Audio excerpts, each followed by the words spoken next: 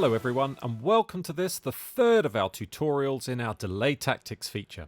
And this one we're calling double degrade because we're going to be working with predominantly a delay but also reverb alongside a bit crusher. So let's dive in. We need a sound which is relatively percussive because we're going to be relying on it generating a signal that our delay and also our reverb can work with. So we've got the Animoog plugin here, the fantastic soft synth from Moog. So we've got a really percussive sound set up on the Animoog, which is literally just doing this. That's it. We don't really need much more than that. So, how do we achieve the sound that we're after? This is one of those examples where it's a really good idea to set up an auxiliary or a bus, depending on the terminology used within your DAW. So, moving to our Animoog channel that we already have set up, we're going to ensure that we have bus number 1 selected, and that's where we'll be applying our effects. This means that when we turn up the pot here, it's going to be sending to the auxiliary 1 fader, which is over here. And you can see we already have our effects plugged in, so I'm going to talk you through each one in turn.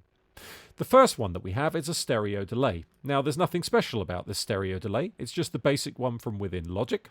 But what we have done is ensured that we've got different timings set for the left channel and for the right channel. So we've got a quarter note and an eighth note. And also we've ensured that the feedback level on both channels is set up to quite a large amount. This means that when we play our percussive note, we currently get this sound. And you can hear that's bouncing around quite nicely. The next element we need is some form of reverb, and ideally what we want is a reverb which is pretty generous in its reverb tail.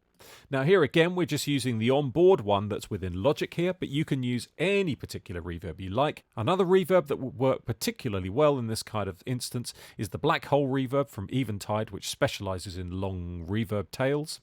We've set it to a concert hall, and also notice, this is very important, we've changed the decay of the reverb, in other words how long the reverb tail is, to 8 seconds. This now means that we get this effect. You see, that goes on for quite a while. Now, as you will know if you've listened to the music by many contemporary artists, a lot of the time they want to kind of dirty up that kind of sound. And this is where we could use various forms of distortion. One distortion that's particularly good for this kind of effect is the Bitcrush distortion. Because what it does is it steps the decay element of both the delay and also the reverb. So what we've got here, if we change the mix element so we're hearing 100%, you can hear if we take the resolution up to 16-bit, it won't make a whole lot of difference. But if we then reduce the bit rate and we take it down to something like 6 bits, we start to get all sorts of interesting sounds appearing.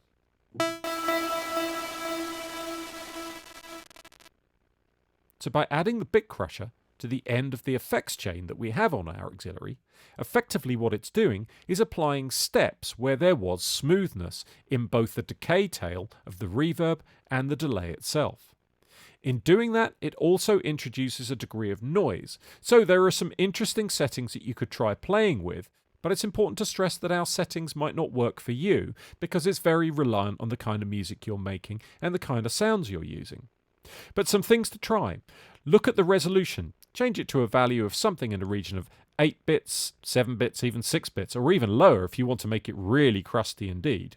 The downsampling element will introduce all sorts of interesting digitized sonic overtones. It is quite overtly obvious, so you might not want too much of it, but there again you can play around with the amount. Another thing we'd recommend is just adjust the mix between the Bitcrush, which we currently have at 100% at the moment, and we think it works best if you back it off to somewhere around the 80% mark.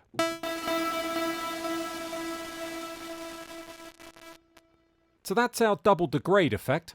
Do try that in your contemporary production, you will find it's really effective.